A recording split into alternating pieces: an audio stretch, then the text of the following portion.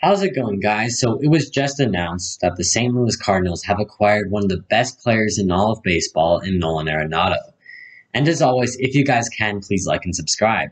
Anyway, let's get into the video. So man, this is crazy to finally see Arenado get traded.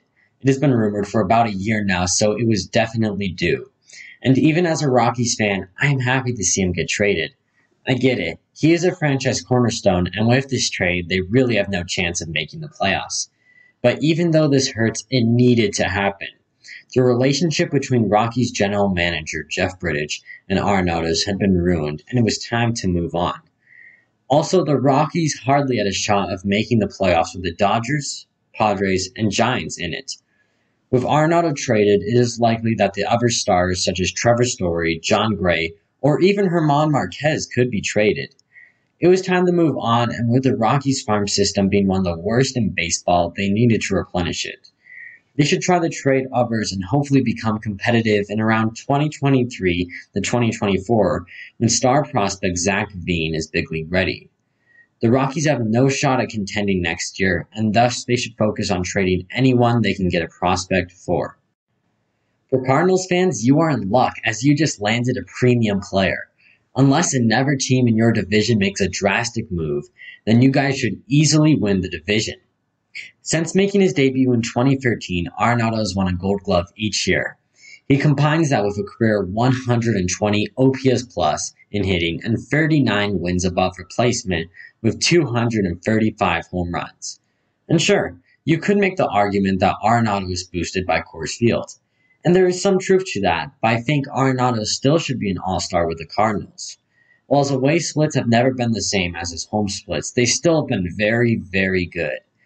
With the Rockies sending $50 million to the Cards, it is almost guaranteed that Arenado will not opt out of his contract after next season.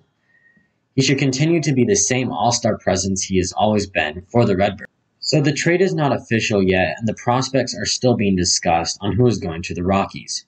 Regardless, I'm going to break down the prospects that Ken Rosenthal said are being discussed. So the best prospect in this group is outfielder Jan Torres. Torres is the Cardinals' number 9 overall prospect, and he's only 20 years old.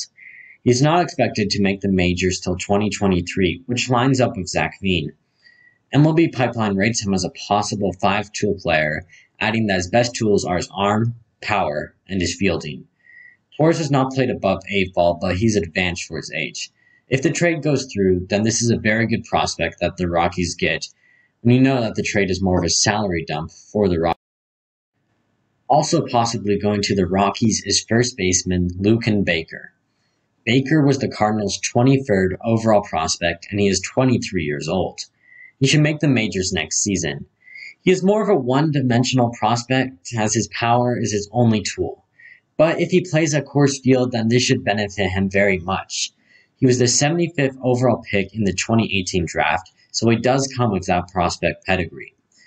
Once he reaches the big leagues, I think the Rockies should give him as much playing time as possible, because his power could be very good there.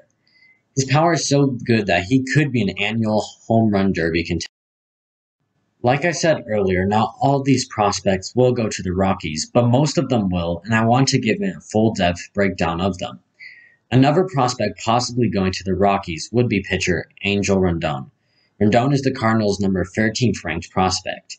He's only 23 years old, and he should make his debut next year. If the Rockies acquire him, he should get plenty of playing time for them. While he could be an adequate starter, he's most likely headed to the reliever role. But he has a blazing fastball and a very good secondary pitch in his curveball, so he could be the closer of the future for the Rockies. Austin Gomber is also rumored to be going to the Rockies. He is no longer a prospect but once was a solid prospect for the Cardinals. He's big league ready and does not really have a place in the Cardinals' rotation or bullpen. He should be able to slot in right away for the Rockies in their bullpen or rotation and be a 1.5 wins-ish above replacement player. And the last name being discussed to go to the Rockies is pitcher Jake Woodford. He's been a decent prospect in the Cardinals system, but he's blocked by many others. Like Gomber, he could slot in right away as a starter or a reliever for the Rockies. While he may not be an all-star, he still is very solid. For the Rockies, they get a pretty decent return. Of course, they did just trade a franchise player, so the return will never be that great. But in the future, these prospects could contribute greatly for them.